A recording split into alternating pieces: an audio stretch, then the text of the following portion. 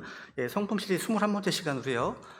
마음의 온전함이라는 제목으로 말씀을 전하겠습니다. 여기서 마음의 온전함이라는 영어 단어부터 봐야겠는데요. 이 영어로는 이 단어가 이제 인테그리티라는 단어입니다. 킹제임스성에서는 16번 정도 이제 등장한 단어입니다. 근데 이 단어는요, 아주 중요한 신앙의 본질을 담고 있습니다. 한글로 번역된 킹제임스 성경들에서는요, 온전함 또는 순전함 이렇게 번역되어 있습니다. 근데 저는 오늘 마음의 온전함이라고 했는데요, 이유가 있습니다. 킹제임스 성경에서 이 단어가 나오는 것을 보시게 되면 하나같이 외적인 행실보다 하나님 앞에서의 어떤 마음, 내적인 마음 자세, 그러니까 이 마음 상태를 강조하기 때문입니다. 그러니까 주님 보실 때 나뉘어지지 않는 마음, 분열되지 않는 마음, 또 진실한 마음, 또 거짓 없는 마음, 이런 성실한 마음을 강조하기 때문입니다. 그러니까 그냥 온전함이라고 하면 행동의 완전성으로 오해할 수 있기 때문에 저는 마음의 온전함이라고 이렇게 표현한 겁니다. 이 단어는 대부분 이제 욥기, 시편, 잠언과 같은 지혜서에 이제 자주 나옵니다. 한 군데만 보겠습니다. 욥기 2장 3절입니다. 읽어볼까요? 시작. 주께서 사탄에게 이르시되 네가 내 종 욥을 주의 있게 살펴보았느냐? 그와 같이 완전하고 올바르며 하나님을 두려워하고 악을 멀리하는 자는 땅에 없느니라.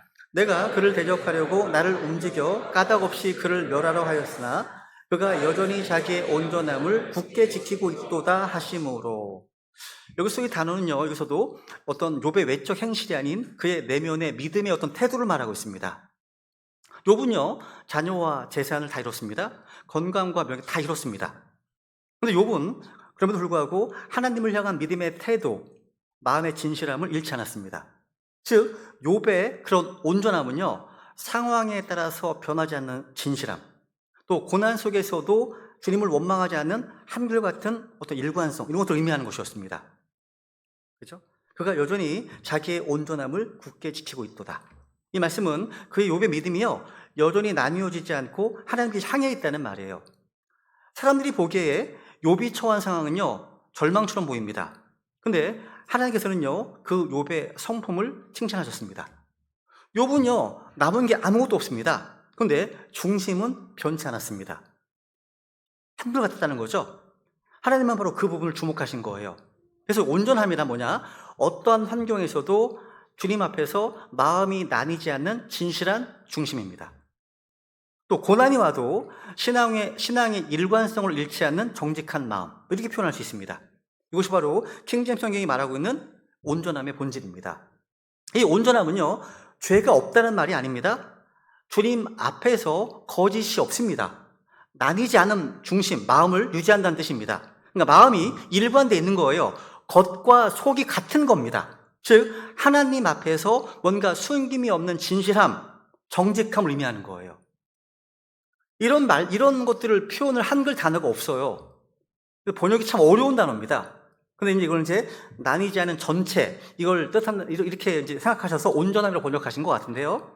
특히 이제 킹제임스 성경을 이제 믿는 영어권 이제 설교자들의 어떤 보면요, 이 단어를 엄청 강조합니다. 굉장히 많이 이제 강조합니다. 그들은 이 인테그리티라는 단어를요, 하나님과의 관계에서 드러나는 진실성, 즉 내가 사람에게서가 아니라 주님 앞에서 얼마나 진실한가의 문제로 신앙의 진정성을 시험하는 단어로 가르칩니다.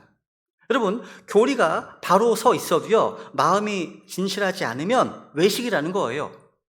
진실을 말해도요, 삶 속에 일관성이 없으면 그 위선이라는 겁니다. 하지만 마음이 온전하고 진실하면 뭔가 부족하다 하더라도, 뭔가 실수한다 하더라도요, 하나님은 그 사람을 붙드시고 세우십니다. 그래서 우리 믿음의 선배들은요, 인테그리티라는 단어를요, 그리스도인의 내적 진실성, 또 주님 앞에서의 투명한 성품으로 선포했습니다. 사무엘상 16장에 이런 말씀이 있죠. 주는 사람이 보는 것처럼 보지 아니하나니 사람은 겉모습을 보나 주는 마음을 보느니라. 우리 하나님께서는요, 우리가 얼마나 잘했는가, 이것보다 어떤 마음으로 했는가를 주목해 보십니다. 어떤 영으로 했는가. 그렇기 때문에 이 온전함은요, 그리스도인의 모든 성품 중에서 가장 기초가 되는 성품입니다. 그래서 다른 모든 성품들은요, 모두 다 이 온전함이라는 뿌리에서 자라나기 때문에 이 인테그리티라는 단어는요, 라틴어 인티저라는 단어에서 유래했습니다. 인티저란 말은 뭐냐면 나뉘어지지 않는 것, 분리되지 않는 하나를 가리킵니다. 수학에서 정수, 그러니까 인티저란 말을 이제 정수라고 하지 않습니까? 이 정수 뭐냐면 분수처럼 나뉘지 않는 완전한 수를 가리키는 거잖아요. 그죠? 그러니까 인테그로티는 뭐예요? 마음이 둘로 나뉘어 있지 않은 상태를 의미하는 거예요. 그래서 다윗은 시편 86편 11절 이렇게 기도했습니다. 읽어볼까요? 시작. 오 주여 내게 주의 길을 가르치소서. 내가 주의 진리 안에서 걸으리니 내 마음이 하나가 되게 하사 주의 이름을 두려워하게 하소서. 그러니까 하나님께서는요, 마음이 나뉘어지고 분열된 마음을 기뻐하지 않으십니다. 중에서는요, 하나로 모아진 마음, 진실한 중심을 원하십니다. 근데 오늘날 우리 세상을 보면요, 하나님이 찾으시는 온전한 마음, 진실한 중심은 점점 희미해지고 있어요. 교회들마다 여러 활동이 있고 또 이벤트도 있고 다양한 프로그램이 있습니다. 겉으로는 열심히 있는 것처럼 보입니다. 그런데 하나님이 찾으시는 이 온전한 마음은 점점 사라지고 있습니다. 사역은 화려하고요, 프로그램은 많지만 정직한 중심, 진실한 마음, 순전한 동기는 점점 약해지고 있다는 거죠. 그런데 하나님은 여전히 그런 마음을 찾고 계십니다. 여러분, 성경에 보면요, 하나님은 완벽한 사람을 쓰신 적이 없습니다. 완벽한 사람이 없으니까. 없으니까요. 아브라함도 거짓말을 했고요, 모세도 혈기를 부렸고요, 다윗도 큰 죄를 지었습니다. 그런데 하나님은 그들을 버리지 않으셨습니다. 이유는 그들의 중심이 정직했기 때문입니다. 그들은 실수 많이 했습니다. 자신의 죄를 숨기지 않았어요. 그들은 넘어졌습니다. 근데 그걸 정직하게 인정했습니다. 그래서 하나님은 다윗을 가리켜서 내 마음에 맞는 사람이라고 부르셨습니다. 하나님께서는요, 실수하지 않는 사람보다 숨김이 없는 진실한 사람을 기뻐하십니다. 하나님은 완벽함보다요, 정직함을 원하세요. 그러니까 온전함이란 뭐냐면 죄가 없는 상태가 아니라 죄를 숨기지 않는 마음의 상태를 가리킵니다. 사람들은요, 능력 있는 사람, 또 재능 있는 사람을 존경합니다. 성경은 말씀합니다. 하나님은요, 능력보다 진실한 마음을 원하시고요, 재능보다 온전한 마음을 기뻐하십니다. 즉, 겉과 속이 같은 사람, 주님 보시기에 숨김이 없는 사람을 찾으신다는 거죠. 역대하 16장 9절에 보시면요, 주의 눈은 온 땅 전역을 이리저리 달리며 그분을 향해 마음이 완전한 자들을 위하여 그분의 강하심을 보이시나니. 그러니까 하나님이 찾으시는 것이 뭡니까? 완벽한 행위가 아닙니다. 마음이 완전한 자, 완전한 마음이죠. 하나님은요, 우리의 겉모습이 아니라 중심을 보십니다. 근데 그 중심이 정직하고 온전할 때, 또 진실할 때 하나님은 그 사람을 인도하시고 보호하시고 복을 주십니다. 성경의 약속이에요, 다. 여러분, 세상은 능력을 높이 평가합니다. 근데 하나님은요, 우리의 성품을 보십니다. 세상은 지능을 되게 중요하게 봅니다. 근데 하나님은 정직한 마음을 보십니다. 세상은 겉모습으로 판단합니다. 근데 하나님은 마음의 온전함을 살피십니다. 그래서 오늘 말씀을 통해서요, 우리 배단이 지들의 마음이 주님 앞에서 나뉘어지지 않고 거짓되지 않고 진실하고 정직한 마음으로 세워지기를 원합니다. 본론 들어가서요, 먼저 온전한 마음의 본질입니다. 오늘 본문에 보시면요, 이제 아브라함과 아비멜렉의 그 사건을 기록하고 있죠. 아브라함이 그랄 땅으로 이주했을 때 너무 두려웠습니다. 두려움 때문에 아내 사라를요, 내 누이라고 속였습니다. 이 말은 반은 진실이고 반은 거짓이었습니다. 사라는 그의 이복 누이였지만 동시에 아니었기 때문이죠. 아브라함은 자신이 죽임을 당할까봐 이런 인간적인 두려움 때문에 진실을 숨겼습니다. 그 결과 그 지역의 왕 아비멜렉이 그 사라가 아브라함의 누이라고 믿고 그녀를 자기 아내로 삼으려 했습니다. 근데 그날 밤 주님께서 꿈에 아비멜렉이 나타나셔서 이렇게 말씀하십니다. 보라, 너가 데려온 여인으로 인해 네가 죽은 자가 되었다. 아비멜렉은 깜짝 놀라서 이렇게 항변합니다. 주여, 주께서 의로운 민족도 죽이려 하시나이까? 또 하면서 나는 온전한 마음과 무죄한 손으로 이 일을 행하였나이다. 이렇게 지금 증언합니다. 여러분, 놀랍지 않습니까? 하나님을 알지 못하는 이방왕의 입에서 마음의 온전한 마음으로 이런 말이 나와요. 아브라함은요, 지금 요즘 아이들 말로 구라를 치고 있는데 이 이방원 아비멜렉은 이런 마음을 합니다. 온전한 마음으로 했다. 근데 하나님은요, 그 고백을 받아들이십니다. 6절에 보시면, 읽어볼까요? 시작. 하나님께서 꿈에 그에게 이르시되 참으로 내가 온전한 마음으로 이 일을 행한 줄을 내가 됐습니다. 하나님이 인정하십니다. 그 온전한 마음을 인정하셨습니다. 여러분, 아비멜렉의 그 행동 분명 잘못된 일이었습니다. 근데 하나님은요, 그 행위보다 동기를 먼저 보셨습니다. 아비멜렉은 사라를 데려오면서도 어떤 악의적인 의도가 없었습니다. 그의 마음은 정직했어요. 하나님 인정하신 겁니다. 그리고 나 역시 너를 막아서 내게 죄를 짓지 아니하게 하였나니. 즉 주님께서는요, 그의 진실한 마음을 보시고 죄를 막으셨다는 거예요. 하나님은요, 온전한 마음의 사람을 죄로부터 지키십니다. 온전한 마음, 정직한 마음은요, 죄의 문턱에서 우리를 막아주는 영적 방패가 되는 거예요. 거짓된 마음은 죄를 부릅니다. 근데 이 온전한 마음, 정직한 마음은요, 죄를 막아줍니다. 하나님은요, 마음에 있는 진실함을 보시고 그 정직한 중심을 가진 자의 삶에 개입하십니다. 마음이 온전하면 하나님은 친히 개입하셔서 우리를 더 깊은 죄의 구렁텅이로부터 건져주십니다. 여기서는 중요한 진리를 발견합니다. 하나님은요, 우리가 실수를 많이 하더라도, 뭔가 실수하더라도요, 또 행동이 완벽하지 않아도요, 마음이 온전하고 중심이 진실하다면 하나님 그 사람을 막아서 보호하신다는 겁니다. 여러분, 온전함의 본질은요, 완벽함이 아니에요. 퍼펙트, 완전함이 아닙니다. 진실함이고요, 정직한 중심입니다. 이 온전함입니다. 아비멜렉은 완벽하지 않았지만 정직했습니다. 그는 하나님을 속이려 하지 않았고요, 자신의 잘못을 깨닫자 즉시 인정했습니다. 그것이 바로 온전함입니다. 온전함이란 결코 실수를 하지 않는 것이 아니라 잘못했을 때 정직하게 인정하는 것이라는 거죠. 여기서 주님께서 행하신 일을 생각하면 놀랍습니다. 본문에 보시면 하나님은요, 아비멜렉의 꿈속에 직접 나타나셨습니다. 이유는 하나입니다. 그의 마음이 온전했기 때문이에요. 하나님은 온전한 자의 삶에 개입하십니다. 그 마음이 하나님을 향해서 정직하고 진실하면 하나님은 그를 막으시고 보호하시고 인도하십니다. 다시 보세요. 참으로 네가 온전한 마음으로 이 일을 행한 줄을 내가 아노라. 저 이 말씀 읽는데요, 하나님 저를 향해서 이렇게 인정해 주시면 좋겠습니다. 이런 마음이 되는 거예요. 여러분, 주님께서 그 아벨렉의 마음을 직접 다 아셨습니다. 이 얼마나 놀라운 복입니까? 우리가 다른 누군가로부터 오해받을 수 있습니다. 그렇죠? 어떤 지적을 받을 수 있습니다. 근데 하나님은 나는 네 마음을 안다고 말씀하시죠. 이것이 온전한 마음을 가진 자에게 주시는 하나님의 위로입니다.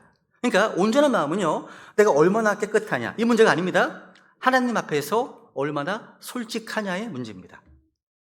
하나님은요, 우리의 완벽함을 찾으시는 게 아닙니다. 하나님은 우리의 진실함을 찾으십니다.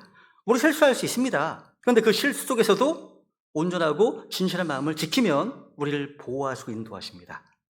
다시 말씀드리지만 온전함은 완벽함이 아닙니다. 마음이 진실하고 동기가 순수한 거예요. 그렇다면 오늘 이 말씀 들으신 여러분들 다시 한번 돌아보셔야 됩니다. 우리는요, 아비멜렉처럼 하나님 앞에서 주님, 나는 온전한 마음으로 이 일을 행했습니다, 이렇게 말씀할 수 있으십니까? 이 말씀이 우리에게 도전이자 위로가 되기도 합니다. 도전은 뭐예요? 주님 앞에서 진실한 마음을 지키라는 것이고요. 위로는 뭐예요? 온전한 사람을 하나님 직접 보호하신다는 거예요. 우리는 온전함이 완벽함이 아니라 동기의 순결함, 행위보다 마음의 진실함, 정직함이라는 사실을 이제 살펴봤습니다. 그렇다면 이 온전함이 실제로 우리 삶 속에서 어떻게 드러날까요? 두 번째 대지입니다. 온전함의 증거입니다. 즉, 온전한 마음이 만들어내는 어떤 실질적인 삶의 열매를 이제 함께 살펴보려고 하는 겁니다. 온전함은요, 말이 아니라 삶으로 드러납니다.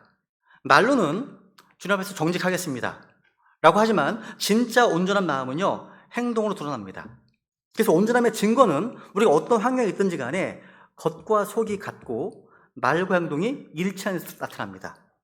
먼저 다니엘 보겠습니다.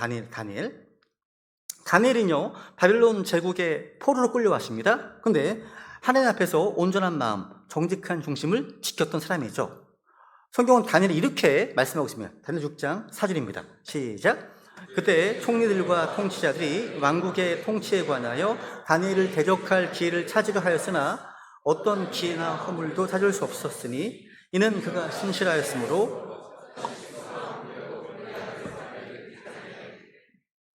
와, 저 이 말씀은 참 놀라운 것 같아요. 당시 다니엘은요, 바벨론 제국의 포로 출신이었지만 탁월한 지혜와 신실함으로 이 제국의 총리 자리까지 올랐습니다.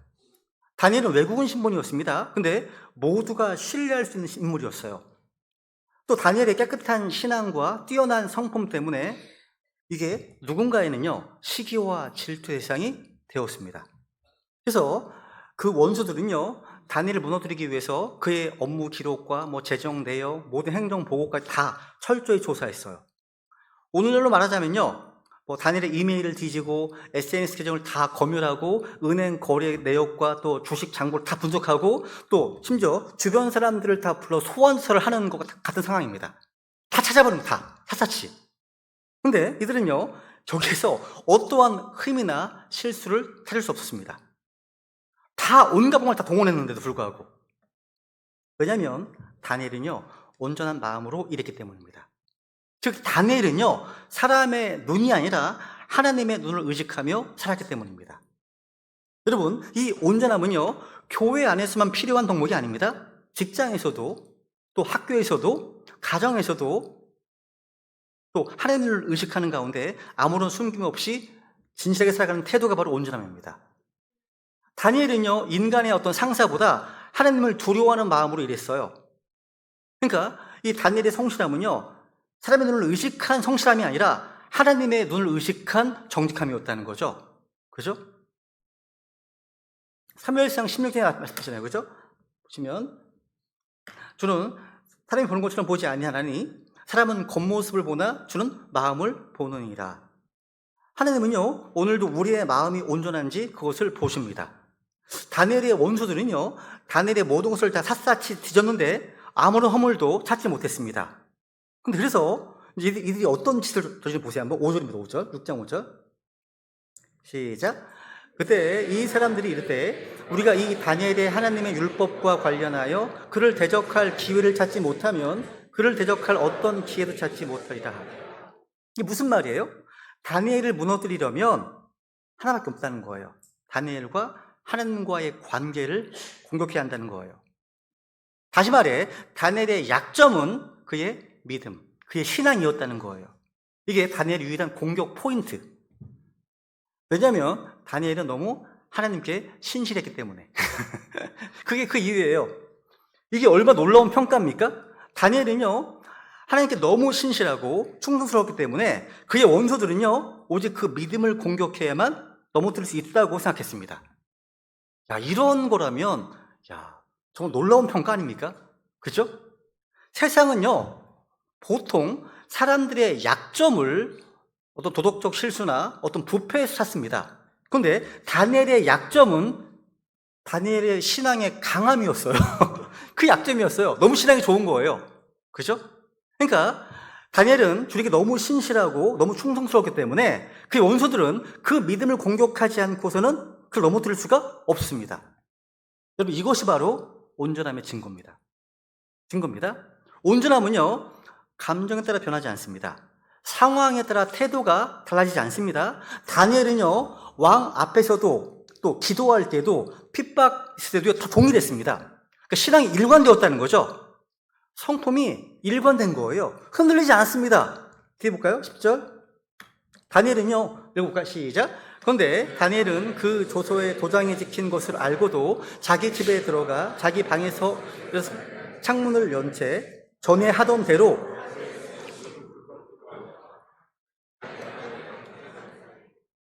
전에 하던 대로 그냥 꾸준히 하는 거예요. 환경이 어떻든 상해봐 그냥 일관된 겁니다. 이게 온전함입니다. 그러니까 다니엘은요, 환경이 아니라 원칙에 따라 살았던 사람이고요, 자기 어떤 감정이 아니라 믿음의 습관으로 살았던 사람입니다. 다니엘은요, 하나님 앞에서나 사람 앞에서나 한결같은 사람이었습니다. 그러니까 온전함은요, 환경이 아닌 일관성으로 증명되는 겁니다. 일관된 삶. 근데 오늘날 세상은요, 이런 일관된 믿음을 조롱합니다. 이 컨시스턴시라고 하거든요. 이 믿음을 조롱합니다. 이걸 보면 너무 고지식한 것 같아. 야, 세상 눈치 좀 봐라. 시대가 변했는데 아직도 그렇게 믿냐? 뭐 이렇게 반응합니다. 세상에서는 이런 사람을 찾아보기 어렵습니다. 우리가 사는 세상은요, 사람이 보고 있을 때만 성실하고 감시 카메라가 돌아갈 때만 열심히 일하고 정직한 시대입니다. 특히 한국은 그런 것 같아요. 한국은요. 다 지금 다 거의 감시가 되고 있지 않습니까? 그죠? 근데 진짜 온전함은 뭐냐면요, 보이지 않을 때 드러납니다. 빛이 꺼졌을 때의 모습이 그 사람의 진짜 모습이라는 거예요. 아무도 보는 사람이 없는데도 똑같이 정직하다? 그 사람은 온전한 사람입니다. 누군가 보지도 않습니다. 똑같이 신실해. 그게 하나님이 정말 찾으시는 마음의 온전함입니다. 하나님은 그런 사람을 향해서 참으로 내가 온전한 마음으로 이 일을 향한 줄을 내가 아노라, 이렇게 말씀하신다는 거예요. 이제 시편 15편으로 가겠습니다. 이 시는요, 하나님께 가까이 나아갈 수 있는 사람, 하나님의 임재 안에 거하는 사람이 누구인지를 보여줍니다. 구체적으로 보여주는데요. 1절 볼까요? 1절. 주여, 누가 주의 장막에 머무르리까? 누가 주의 거룩한 산에 거하리까? 그러니까 이 질문은요, 누가 하나님과 가까이 교제할 수 있는가 하는 질문입니다. 그리고 하나님은 그 답을 주십니다. 올바르게 걷고 의를 행하며 마음속으로 진리를 말하는 자, 자기로 혈뜯지 아니하고 쭉 얘기합니다. 그죠? 여기 보시면요, 이 내용을 쭉 읽어보시면요, 마음과 삶이 일치하는 사람, 겉과 속이 다르지 않은 사람이 바로 주님 앞에 설 수 있다는 거예요. 그러니까 시편 15편에 보시면요, 온전한 사람이 5가지 증거가 나옵니다. 첫 번째로 뭐냐면요, 첫 번째로 누구예요? 올바르게 걷고 또 의를 향하며 마음으로 진리를 말하는 자입니다. 올바르게 걷는 삶, 정직한 행실이에요. 그죠? 올바르다는 말이 영어로 upright입니다. 곧바르게. 그죠? 하나님 앞에 숨김없이 곧바르게 사는 것을 의미합니다. 온전한 사람은요, 누가 보든 보지 않든 같은 사람이에요. 사람의 시선을 의식하지 않고요, 하나님의 눈을 의식하는 가운데 사는 사람입니다. 그러니까 누가 보지 않아도요, 똑같은 모습으로 사는 거예요. 왜냐하면 그 사람은요, 언제나 하나님께서 보신다는 사실을 항상 인식하고 있기 때문입니다. 잠언 15장 3절에 보면 주의 눈은 모든 곳에 계셔서 악한 자들과 선한 자들을 다 살피신다 말씀하십니다.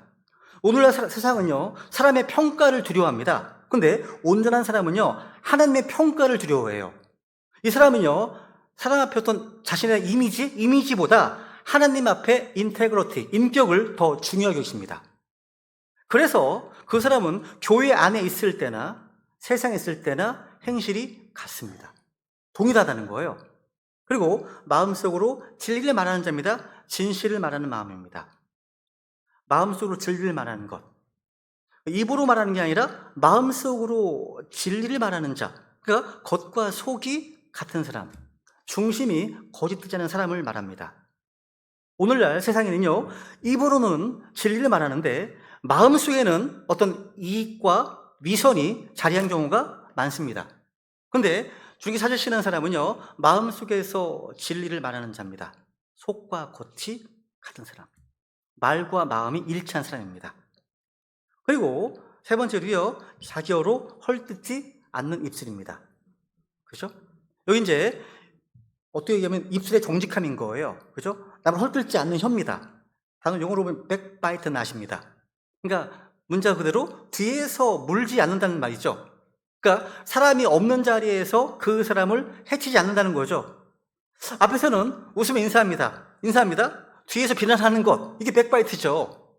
그죠? 겉으로는 축복합니다. 속으로는 시기하는 것, 이게 바로 온전함이 깨진 마음의 모습입니다. 온전한 사람은요, 다른 누군가의 약점을 이용하지 않습니다. 다른 누군가의 실수를 드러내서 자기 의를 세우지 않습니다. 남의 허물을 들춰서 자신을 높이지 않습니다. 왜냐하면 진짜 온전함은요, 자기 혀를 절제하는 곳에 드러나기 때문입니다. 바울은 시장에서 이렇게 말씀하고 있죠. 읽어볼까요? 시작. 부패한 대화는 결코 너희 입 밖으로 내지 말고 오히려 세워주는 일에 쓸 좋은 것만을 말하여 그것이 듣는 자들에게 은혜를 끼치게 하라. 야, 여러분, 누군가를 헐뜯는 말은요, 마귀의 도구가 됩니다. 그런데 누군가를 세워주는 일은요, 주님의 도구가 됩니다. 여러분, 우리가 아무리 성경을 많이 알고 교리적으로 옳다고 하더라도, 또 복음을 위해서 열심히 살고 있다고 하더라도요, 입술로 남을 깎아내리는 말이 끊이지 않는다면 그 온전한 마음이 아닙니다. 남을 헐뜯지 않는다? 이것은요, 단지 말을 삼가는 정도가 아닙니다. 마음속에 누군가의 사랑과 긍휼이 있을 때만 그럴 수 있습니다. 은혜로운 말은요, 성령 충만의 열매예요. 남을 헐뜯는 말은요, 그냥 본능입니다. 육신의 열매입니다. 그죠? 우리가 어떤 말을 하느냐, 이것은요, 우리 안에 어떤 마음, 어떤 영이 자리하느냐를 드러내는 겁니다. 그리고 온전한 마음은요, 탐욕이 없는 삶입니다. 5절에 보시면요, 이자를 받으려고 자기 돈을 내주지 아니하며 죄 없는 자를 대적하여 대가를 받지 아니하는 자라는 말 나옵니다. 주님께서 말씀하시는 온전한 마음의 증거는요, 탐욕이 없는 삶입니다. 돈보다 정직을 택하는 거죠. 그죠? 그러니까 죄 없는 자를 대적하여 대가를 받지 아니하는 자, 이 말은요, 불의한 이익을 거부한다는 뜻입니다. 즉 옳지 않은 방법으로 이득을 취하지 않는다는 것입니다. 그러니까 온전한 사람은요, 이익보다 자기 양심을 택합니다. 성경은요, 탐욕을 단순한 성향이 아니라 하나님의 자리에 돈을 올려놓는 우상 숭배라고 정의합니다. 탐욕은 언제나 온전함을 무너뜨립니다. 온전한 사람은 주님께서 주시는 것에 감사하고요, 남의 것 탐하지 않고요, 정직을 지키기 위해서 손해를 두려워하지 않습니다. 5번째로요, 10편 4절 후반부에 보시면요, 맹세한 것은 자기에게 해로울지라도 바꾸지 아니하는 자. 그러니까 약속을 지키는 거죠. 이게 온전한 마음의 또 다른 증거입니다. 약속을 지키는 신실함입니다. 자기에게 해로울지라도 바꾸지 않는다. 이 말은 조건이 바뀌어도, 또 손해가 생겨도 끝까지 약속을 지킨다는 뜻입니다. 그죠? 이게 바로 신실함이고 하나님이 기뻐하시는 온전한 성품의 결론입니다. 세상은요, 언제나 자기 유리한 쪽으로 말을 바꿔요. 약속을 번복하기도 합니다. 어떤 상황에 따라서 책임을 피합니다. 근데 하나님은요, 우리 하나님은 약속을 바꾸지 않으시는 분이십니다. 이게 얼마나 위로가 됩니까? 그래서 말라기 3장 6절에 보면 나는 주라 change not, 변치 아니하나니. 하나님 변치 않으시는 분이시네요. 아래 읽어볼까요? 아래 시작. 우리가 믿지 아니하여도 그분은 항상 신실하시니 그분은 자신을 부인할 수 없느니라. 그러니까 하나님의 성품 자체가요, 변함없으신 것처럼 우리가 하나님의 자녀라면 우리 또한 변함없는 사람, 한결같은 신실한 사람이 되어야 하는 겁니다. 온전한 사람은요, 말에 무게가 있어요. 그래서 약속을 남용하지 않고요, 한 번 한 말에는 책임을 집니다. 우리가 한 약속을 환경에 따라서, 상황에 따라서 바꾸지 않고 끝까지 지키는 것, 이게 바로 온전한 마음의 표지입니다. 그래서 시편 15편은요, 이렇게 결론을 맺습니다. 보시면 이런 일들을 행하는 자는 결코 흔들리지 아니하리이다. 그러니까 온전한 마음은요, 흔들리지 않는 신앙의 뿌리가 됩니다. 환경이 바뀌어도, 상황이 바뀌어도 변하지 않습니다. 사람의 평가에 좌우되지 않습니다. 시험과 손해가 있다 하더라도 중심이 요동하지 않습니다. 왜? 그 사람의 믿음이 진리 위에 세워지기 때문에.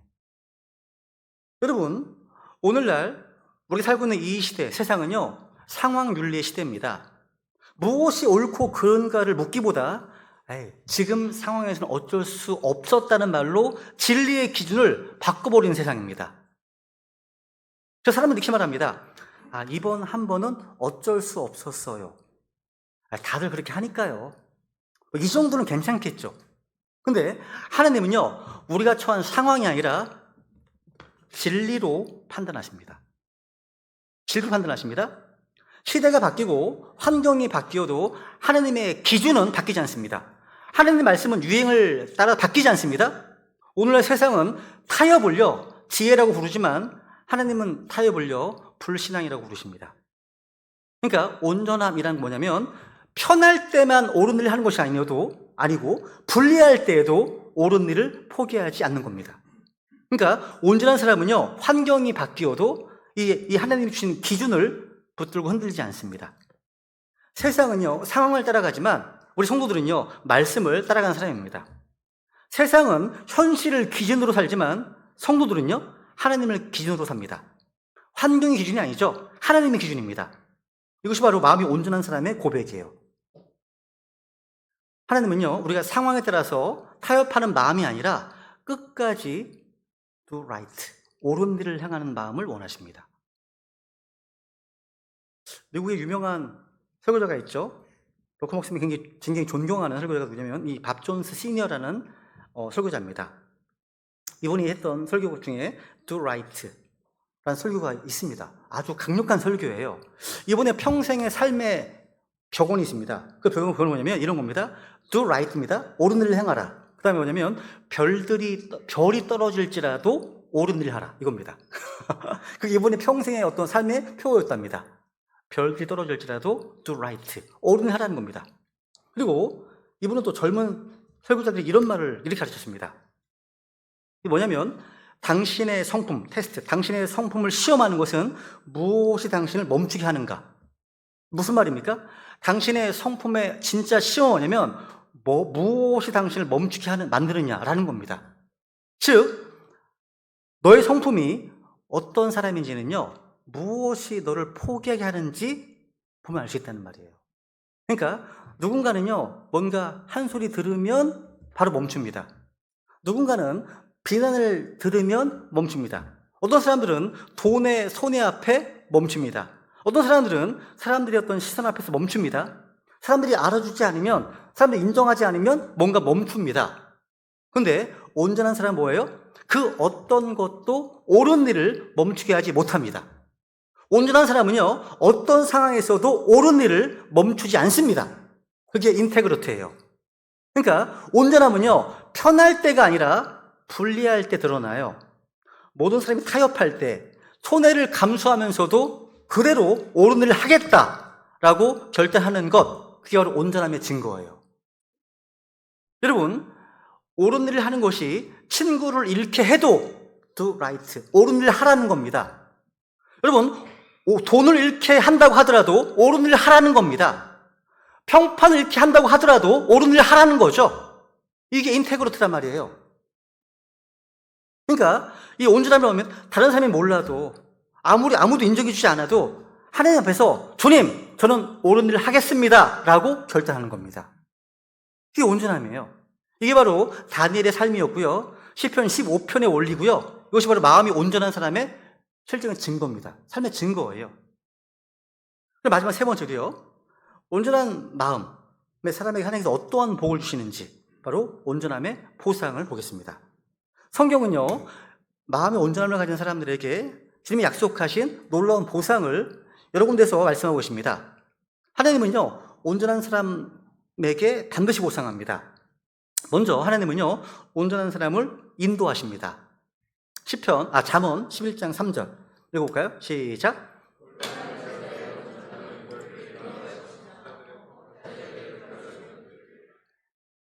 올바른 자들의 온전함은 그들을 인도할 것이나. 이거 아주 단순한 구절입니다. 근데 온전함은 그들을 인도한다. 다시 말해, 여러분의 마음이 온전하잖아요? 삶의 방향을 잃지 않습니다. 마음이 온전하면. 여러분, 온전함은 한마디로 우리 인생의 길을 인도하는 나침반과 같습니다. 길을 잃지 않게 해준다는 거죠. 사람들은 종종 길을 잃습니다.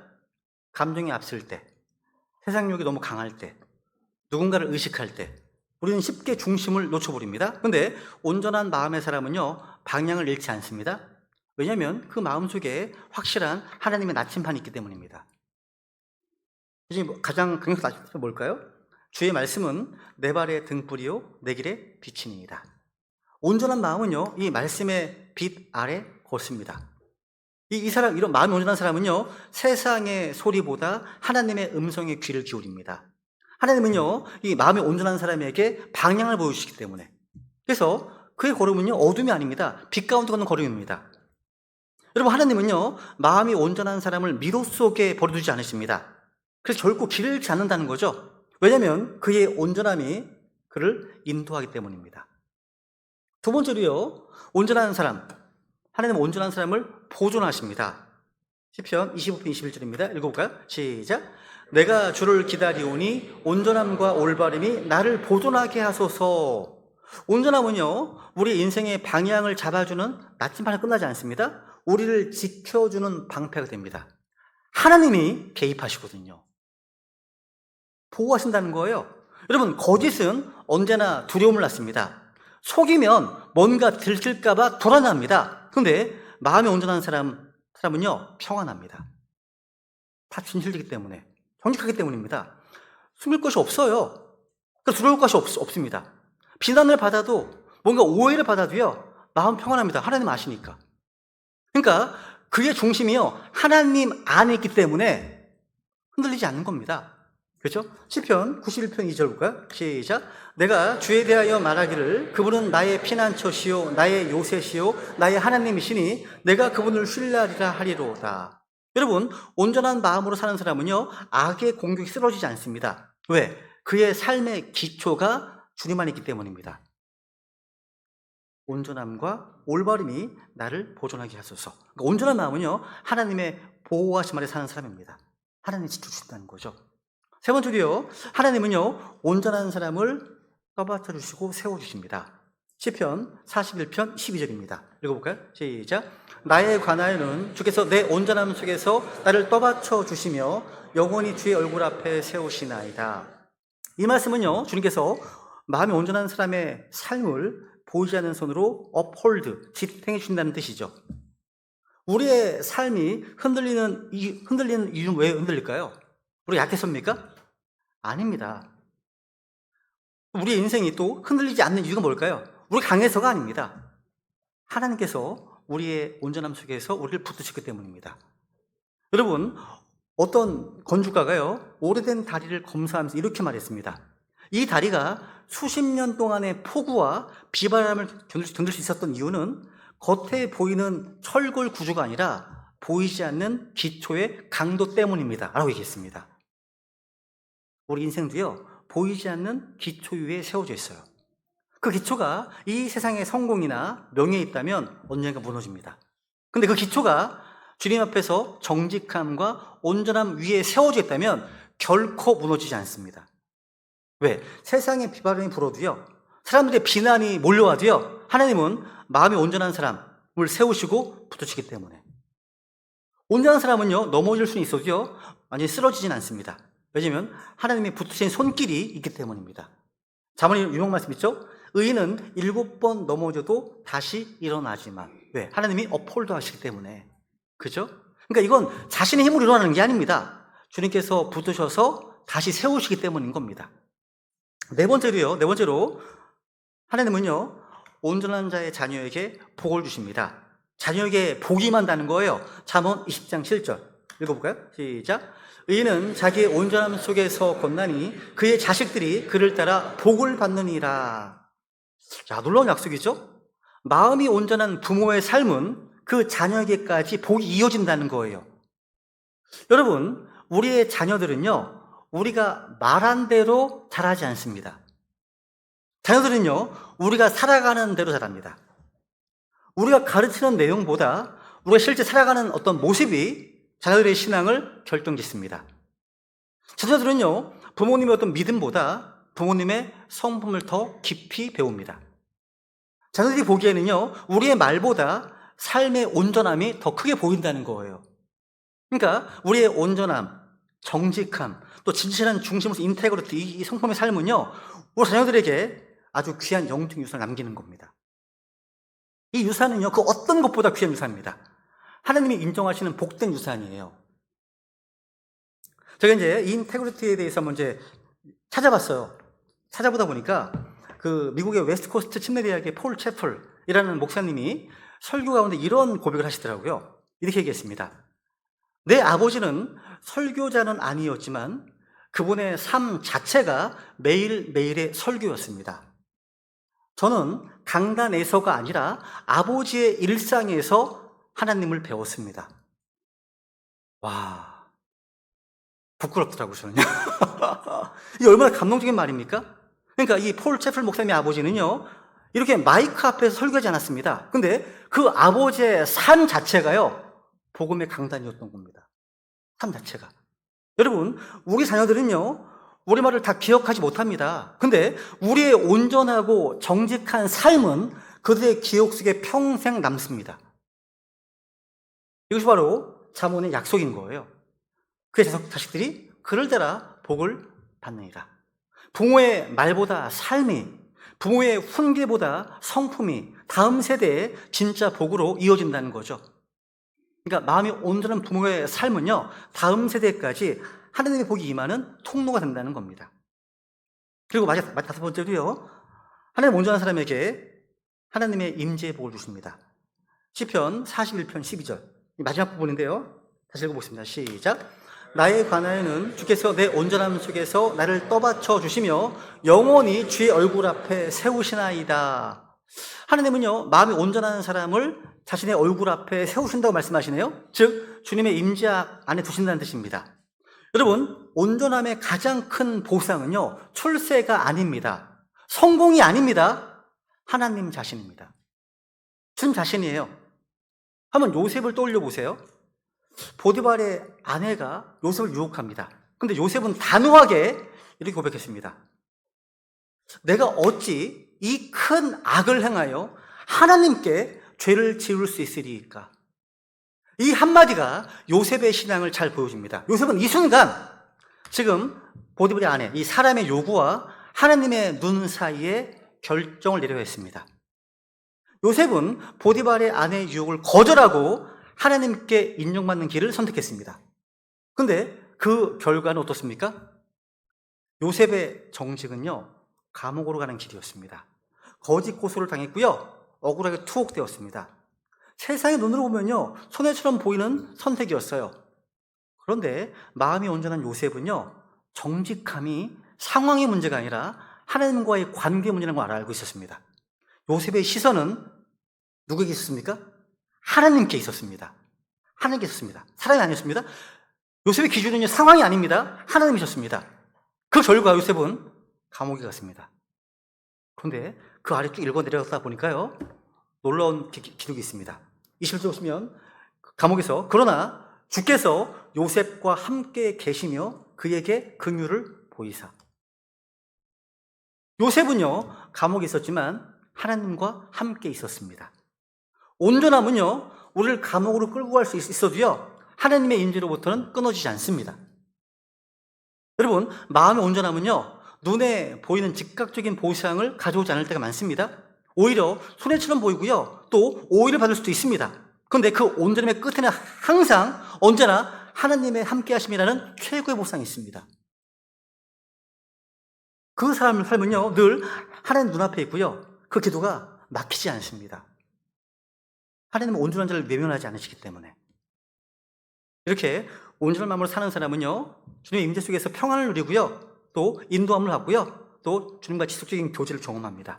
이게 온전한 마음에 임한 하나님의 보상입니다. 이제 말씀을 정리하겠습니다. 우리 오늘 말씀을 통해서요, 세 가지를 이제 살펴봤습니다. 첫째, 온전함의 본질은 완벽함이 아니라 하나님 앞에서 진실하고 정직한 마음이었습니다. 두 번째, 온전함의 증거는요, 말이 아니라 행동으로 드러나는 일관된 삶이었습니다. 세 번째, 온전함의 보상은 뭡니까? 하나님의 인도하심, 또 보호하심, 붙드심, 또 임재의 복이었습니다. 하나님은 완벽한 사람을 찾지 않으십니다. 하나님은요, 마음이 온전한 사람을 찾으십니다. 혹시 이 말씀을 들으시는 분들 중에 아직 구원받지 못한 분이 안 계십니까? 나는 하나님 앞에서 마음이 온전하지 못했습니다. 나는 거짓되고요, 정직하지 못했고요, 마음이 위선으로 가득했습니다. 이렇게 느끼시는 분이 안 계십니까? 그것이 바로 회개의 시작입니다. 하나님은 완전한 일을 찾지 않으십니다. 하나님은 정직하게 자신의 죄를 인정한 자를 찾으십니다. 예수님이 이 땅에 오신 이유가 바로 이것입니다. 예수님은 하나님께서 육체로 나타나신 분이십니다. 이분은 한 번도 거짓이 없었고 죄를 짓지도 않으셨고요, 죄를 알지도 못하시는 분이셨습니다. 예수님은 우리 죄인들을 대신해서 십자가에 피 흘려 죽으셨습니다. 그리고 사람을 다시 부활하셨습니다. 그래서 우리의 거짓되고 위선적인 마음, 부패한 마음을 새로운 마음으로, 온전한 마음으로 변화시키는 구원의 길을 여셨습니다. 오늘 이 시간 예수님을 자신의 주님으로, 자신의 구원자로 믿고 받아들이십시오. 온 마음으로 주 예수 그리스도를 믿는 순간 주께서 우리 마음을 새롭게 하시고 거짓과 위선으로 가득했던 그 마음을 온전하고 진실한 마음으로 주님과의 관계를 회복시켜 주실 것입니다. 그래서 하나님과의 화평을 누리고 언제든 주님께 나아갈 수 있는 길을 복을 주실 겁니다. 그리고 구원받은 성도들은요, 모두 이 시간 주님 앞에 이렇게 결단을 듣겠습니다. 주님, 제 마음이 나뉘어지지 않고 겉과 속이 다르지 않으며 사람 앞이 아니라 주님 앞에서 진실되고 정직한 삶을 살기를 원한다고 고백하십시오. 주님께서는요, 마음이 온전한 사람을 인도하시고 또 지켜주시며 또 자녀들에게까지도 복을 주십니다. 우리 이 시간 우리 베드로들 모두가요, 아비멜렉처럼 온전한 마음으로 행했다고 고백할 수 있는 그런 삶을 살겠다고 결단하시면서 주님께서 온전한 마음의 사람에게 주시는 주님의 인도하심과 보호하심과 그 풍성한 복이 우리 가정과 자녀들이 풍성히 임할 수 있도록 이 시간 주님 앞에 은혜를 구하겠습니다. 기도하시겠습니다.